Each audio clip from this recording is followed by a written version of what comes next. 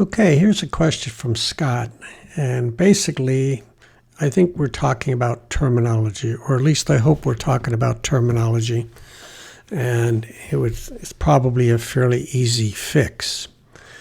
However, it may be something else.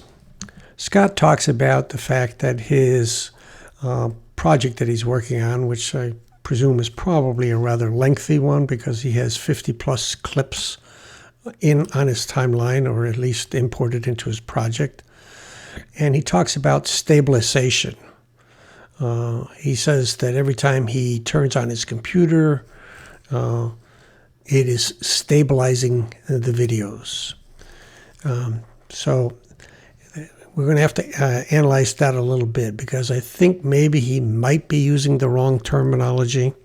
And if he is, then it's a fairly easy fix. But stabilization, of course, refers to shaky videos. So hopefully he doesn't have 50 very shaky videos that he's trying to stabilize. Anyway, and he talks about how he has incredible lagginess. I'm sure there's quite a bit of lagging with 50 plus video clips, and probably a number of different tracks of other things on top of that. So we could be talking about a 1 hour video or maybe more. But the lagginess, he says, keeps him from fine-tuning things, because he can't do anything until all of the videos have stabilized. So let's dig into that and take a look at what he might be talking about, and it may not be stabilization. At least that's the direction I'm going to go in. First, let's just define what's happening with lagging. When the computer slows down or lags, it's not because Filmora is failing. It's because the hardware has reached its capacity. What happens is, when the memory is full, the computer has to write to the hard drive, and that always makes things go a lot slower, because the read-write is much slower than reading and writing to memory. But even if it doesn't go as far as writing to the hard drive, having a lot of video media on the timeline on a machine that doesn't have the capacity for it can certainly slow down or create this lagging or other weird effects. And I have made videos demonstrating this effect and so forth. So this is where the problem comes in. So one has to structure one's workflow when doing a larger project such that you're not going to get near that limit. Now, what I've done here is I have imported the contents of this folder right here. And if we go down and look at the properties, we will see that it has exactly 50 files in it, totaling 62 gigabytes. So there's a lot of 4K, 5K videos imported into this project. So we will now look at the term stabilization, and then we'll get into some fixes.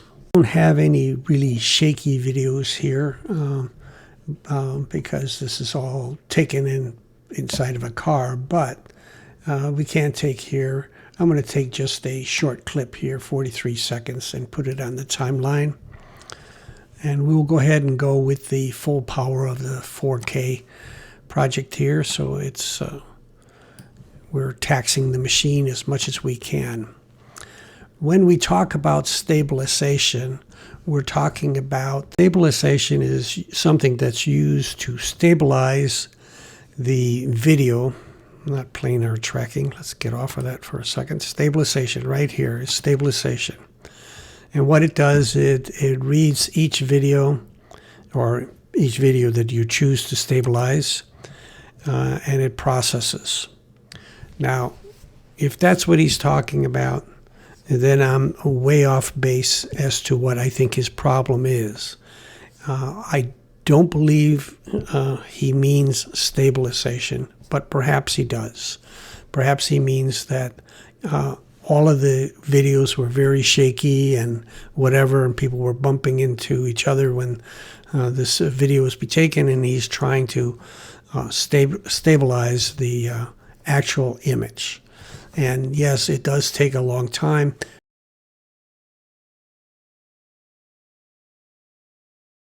Okay, this video in its raw format took 2 minutes and 40 seconds to stabilize. Now he says when he saves the project and then calls it up again, this clip has to run through the stabilization process one more time.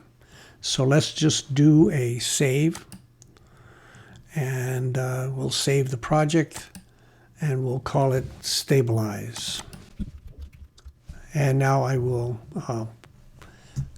shut this down. I'll stop this recording, and then I will open up the project again. Okay, I had now saved the project, closed everything out, closed Filmora, and now I'm going to start up again. And the first thing we're going to make sure is that nothing was saved. So we're going to go into preferences. We're just going to look at media cache real fast. There are no proxy files, tools, nothing. There are some temporary files here. We can go ahead and clear them out just in case that they are affecting what we're doing. But there's basically nothing there. We're going to go ahead and open up our project, and we're going to see if stabilization has to reactivate, or it has to go through the stabilization project again. So we'll do File, and we'll open Recent, and here stabilize our project that we created. Now I don't see this particular clip stabilizing. There is no stabilizing. Stabilization is turned on this clip. It is not stabilizing again. And I don't believe that Scott is really talking about stabilization. I think he's talking about rendering. I think he's talking about proxy files and a lot of other stuff. One thing that will cause lagging on a computer that's overwhelmed with images here or whatever media clips is this red line here needs to turn green. And what it's doing is it's doing rendering. When you initially load a video clip down like this onto the timeline, Filmora does what's known as a lazy load. It just does a sort of a temporary thing. And if you have a reasonably powerful computer, it's okay to go ahead and continue working on your editing. But if you're stretching to the max and you've got a lot of stuff on the line, then it's best to be waiting for this rendering to occur. Okay, I have now selected all 50 of these videos here, and I'm placing them on the timeline at their maximum resolution. So this is this is 65 gigabits of data video. It's not all loaded into memory, but it's basically stressing the computer to the most. Now, this is not going to go ahead and render on here for one very simple reason, and that is File, Preferences, Performance, and Background Render. Background render is supposed to start 5 seconds after we stop rolling around, playing around with the mouse or other stuff on the timeline. Now, with 65 gigabytes of material on the timeline, it's going to go very slow. But we're going to go ahead and turn it on, and we're going to apply it. And then we're going to go over here to the left. Obviously, it hasn't started yet because I haven't stopped playing around with the mouse. So I will play around with it, stop playing with it here for 5 seconds, and then it should start rendering. And what we're looking for is a small green line starting to develop up here. And there we saw that it very quickly, maybe I shouldn't have, well, it's not that quickly, but we can see that It is starting to render, but here is the 50 clips that it's trying to make its way through. And the reason that it seemed to zoom by is because I was zoomed in on the timeline. I had expanded the timeline to the maximum. So then, of course, the action appears to be faster. Now I'm going to sit here. I'm going to speed this up in the playback when I show this video that I'm doing right now, and we'll see how long it takes to render these 50 clips.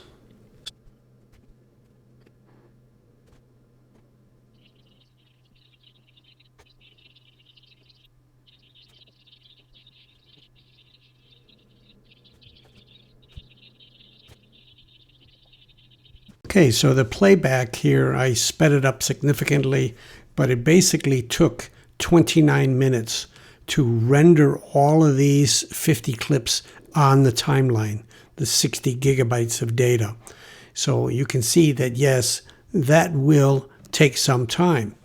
And if you don't have a machine capable or with adequate memory or processing power, things are going to lag during this phase. You should not be trying to edit during this phase. What can we do about this? That's really the question. Now, if this was the issue that Scott was talking about, let's take a look at one very important setting in the preferences for Filmora that would cause this problem. This has been done one time. Do you really want to do it every time you open up the project? No, you certainly do not. So I'm going to go ahead and do, I'm going to go ahead and save the project first of all here. We'll just do a quick save. But we're going to go here and we're going to look at some preferences. Okay. In the media cache section, when we look at preview renders, we can see that I have 44 gigabytes.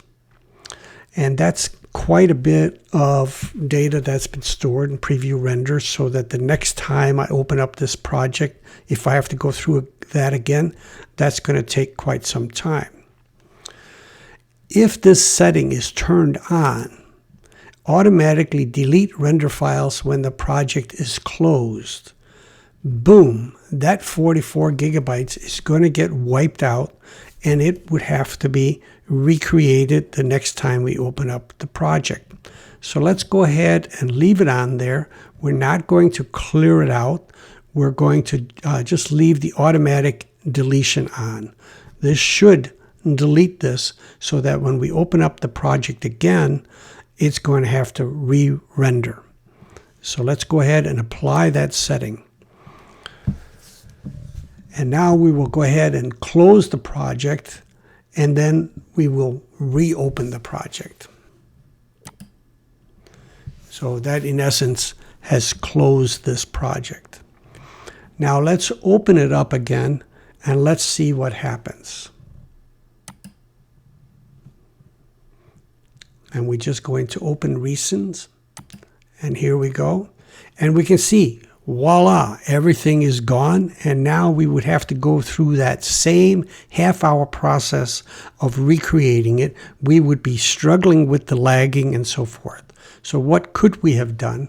We could have gone to File, Preferences, Media Cache, and we could have turned this off. What we want to do, first of all, is we want to make sure that we don't automatically delete the project files when we close the project, especially when we are working with a very large project. Because the next thing I want to show you is equally important, I would say even more important. Let's just hit apply. Okay, let's look closer into the settings and what we can do to help the project along. And we can see that here now we're rendering at a fairly adequate pace here. That's because I've chopped it down to only 3 video clips. There are still full resolution video clips, that is 4K video clips. So they are quite memory intensive still. But at least the rendering is going faster at this point in time. But the fact that it's not instantaneous is not good enough for us. So in this case, what we're going to do is we're going to go ahead and save the project when it's fully rendered. And that's going to happen shortly, but we will just look at our preferences again, and we will go to media cache. And in this case, we can see we've already created 2 gigabytes of render data. We're not going to clear it out. We're not going to automatically clear it out. So when this finishes right here, we're going to go ahead and save the project again, close it out, and then reopen it. And let's see if we have rendered files or not. Okay, it's done rendering. We're going to go ahead and do a file save. We save the project. And let's go ahead and just load a new project. In other words, clear everything out. And let's open up our project again. Go back to recents, and we will go to stabilized. And in this case, because we saved the render files, we no longer have to go through that process again. Okay, so the next thing we want to be looking at are the proxy files. And I had a little screw up here. I thought I had turned on some settings, which I hadn't. So I'm going to start from scratch. I'm going to go ahead and delete. We have 3 files that we're working with just for brevity's sake. That's the only reason. Otherwise, there's no point in sitting looking at 50 files all the time. So I'm going to go ahead and delete number 33 and number 34 from the project at this point in time. We only have 1 because I want to demonstrate what happens when we turn on this setting. So we'll go to File, Preferences, Performance, and we're talking about creating proxy files. These are lower resolution files, copies of the original files. They take up less room in memory and therefore are quicker to load and easier to edit. But the benefit is that when we go ahead and export these files or this as a project, every change we made to the original file on the timeline, or to the proxy file on the timeline, will be applied to the original high resolution file. So we have we know our media is 4K, 38 by 2160. It's not 8K, luckily, but we're going to keep it at HD. We could go down to SD level, but we'll keep it at HD. And we will go ahead and automatically create proxy files. And when I hit apply here, you should see a circle up here completing the creating of the proxy file. And we can just look over here. We can see we have 0 proxy files at this point in time. Let's go back to performance. Let's go ahead and hit apply. And now we see this circle forming for this file that's in here.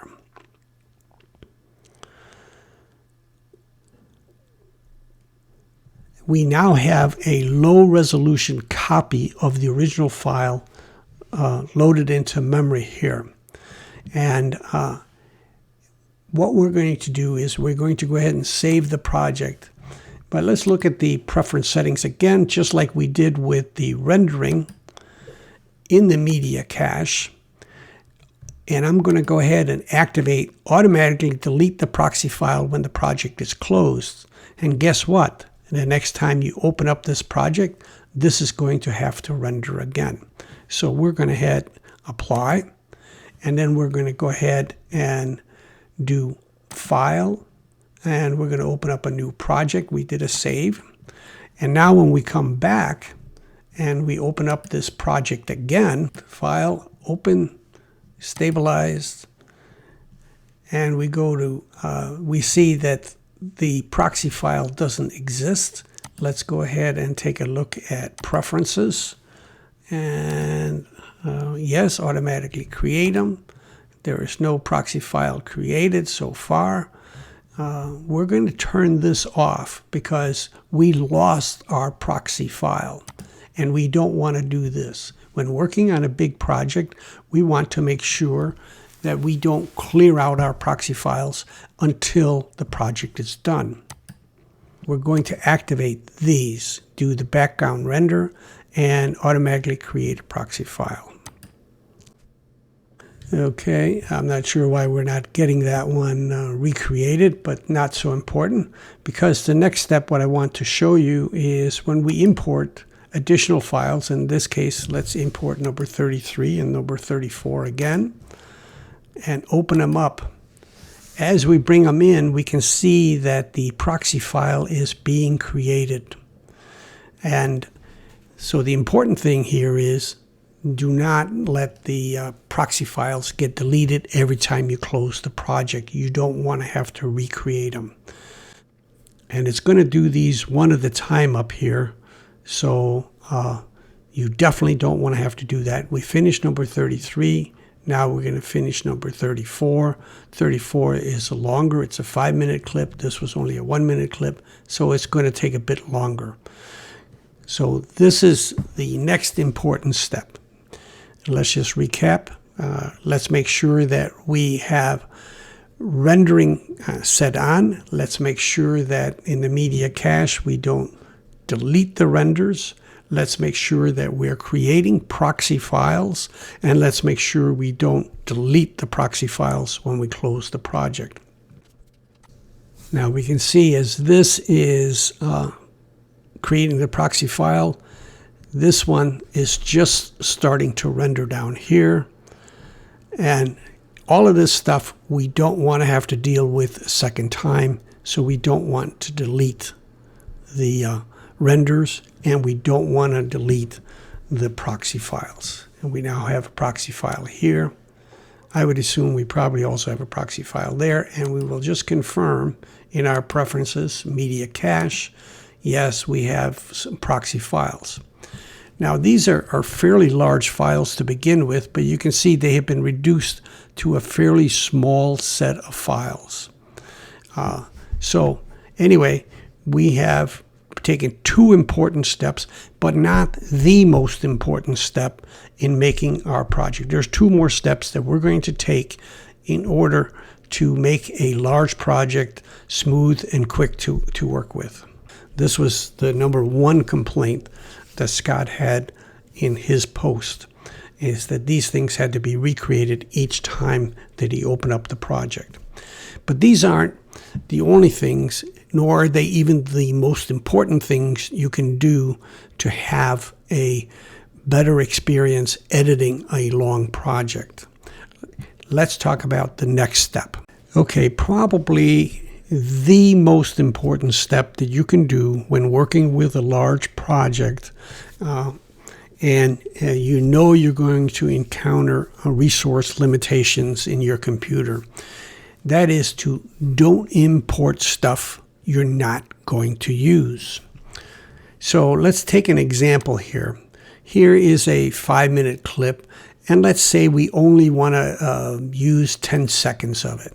So we cut out this part here, and we go down another, let's see where we are. We're here at 4 minutes, 11 seconds. Let's go to 4:21.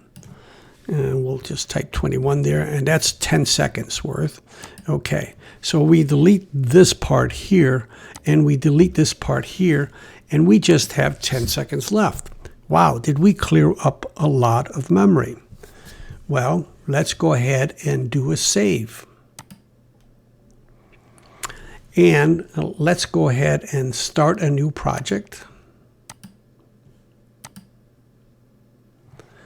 And let's go ahead and open up our recent project. And there we go. Now here's that 10-second clip. And it was a 5-minute clip before. Did we really clear it out of memory? Probably not. And how do we know that? Because right now we can stretch that puppy out to the full length that way. And remember, we also took a whole bunch of the front end off. So we can stretch that out. we have now actually put back the original 5 minutes. We haven't saved any memory by trimming the video clip on the timeline. All that unused stuff, and we'll use Control Z to just reverse these 2 steps back to the 10-second clip. All that unused material is going to sit in the computer's memory, taking up space that you could use for your editing. So how can we eliminate this wasteful aspect of it? Instead of going and importing as we are right here, let's use a built-in tool called the Instant Cutter tool. Import with the Instant Cutter tool. It's actually an external app. And when we open that up, we are into another app. And what this app does, it does what's called a lossless trimming of your file. It's going to keep your original file in its original shape, but it's also going to make copies of those segments you're going to use and not import all of the stuff you know you're going to cut out. So you're going to open up a file here, and you're going to take, let's say, take this file right here. This is 1 minute and 34 seconds. And so we're looking at, what do we want to use here? Okay, let's say we want to use from here, and we click this button here. Now we can scrunch this down here, or we can say, okay, yeah, you know what? This is the part I like. I'm going to do that. I'm not going to take a 8-second clip out of 1 minute and 40 seconds and just save that. But there might be a couple of things in here, so I'm going to add a segment, and I'm going to go down and say, well, you know, this is pretty cool right here. I'm going to go ahead and take that up to about there, and I'm going to clip that. I now have 2 seconds out of a very long clip that I'm going to use. This is 5 seconds, and this is 6 seconds. So I'm using 11 seconds worth of data or video clip that I'm going to actually import into my project. So we go ahead and hit the export. Mind you, this is an external app, so you're working outside of Filmora. So we're going to get the lossless media, where we're not going to do that. We're going to go ahead and put it into our stabilize, whatever. We'll put it in here. We'll just put it in the input file. That's okay. We'll select the input file. Okay. And we're going to say send to Filmora. Now, if we're working on a long project, we may want to work on all of our clips before we even start the project, just to identify the good stuff. And then, or more importantly, let's identify the crummy stuff that we for sure are not going to use. You don't want to trim out something that's in the if or grayscale. You want to import it just in case you want to use it. It's okay to trim the smaller amount, but get rid of all of the junk. So if you were going to go through a list of 50 clips and say, okay, let's figure out what's the stuff that we want to use, and then make these clips, do nothing. In other words, you will get your copy of the file made, but it's not going to import it directly into our project. In this case, we're just working with one file. We're going to do the send to Filmora. So it's going to create the copy at the designated location that we decided to store all of our stuff, which would probably be your specific project file. And it's going to go ahead and export, or it's going to export it from the Instant Cutter tool directly into our Filmora project. So let's see how that works. We'll say this is what we want to do, and here goes the export. Now, mind you, we clicked export first. That's when we got up the pop-up window where we could then select whatever else we wanted to do. And so now we have just imported 2 additional files. They're down here. They're out of the one longer clip. And now I'm going to put them down on the timeline. And I probably shouldn't be doing the full media thing here. But the point is, If you use the Instant Cutter tool, that will probably save your project from being very difficult to work with and make it an absolute joy to go ahead and do your editing, because you're not dealing with all of this stuff. You'll notice with these lossless, and lossless literally means that there was no loss of quality at all on these, cannot be extended. They are at the max. So unfortunately, if you cut more than you intended, then you're going to be in trouble because you're not going to be able to play around with it. So you may want to leave a little bit extra on either side just to make sure you have enough frames to do whatever it is that you want to do. But anyway, this is the most important thing that you can do to make your project much better. Okay, but in Scott's situation now, he says he's got 5 or 6 hours worth of work left to finish up his project, and it's taking him a very long time to get started. So what can he do at this point? Well, before he started it, if he had the knowledge that he has now, this is what he could do. Plan your project out in segments. Don't attempt to do the whole project in one spot. Now, most likely, you're going to be adding transitions, but you're also going to have some other tracks. Maybe you'll have some B-roll. Maybe you'll have some titles. Maybe you'll have some other special effects and stuff. Well, guess what? Every track that you add to increases the size of your project and occupies a lot of space and memory. And anytime it has to render all of these multiple tracks, it makes it very difficult for the computer. So if you use this technique and you say, I'm going to lay out my project in a series of segments. Let's say you have a 2-hour video. I don't know if anybody's going to watch your 2-hour video, but let's just say you have a 2-hour video. You could cut that into 4 half-hour segments. Organize your material in such a way that you're working on the media that you use in the first half hour. Put it together in a timeline, do your editing, make sure you have your proxy files, make sure you save your renders, make sure you use import with the Instant Cutter tool. You now have a fairly quick editing scenario. When you're done with that, you go ahead and you export it. And what happens when you export it and you open up an exported file? If you had 10 or more tracks here, either video or audio or whatever, you had a bunch of different tracks. Everything, video and audio, is condensed into one single track, just like I have right here. I have a video clips. It's one single track. And we can pretend that each one of these is a segment that has been re-imported into a new project.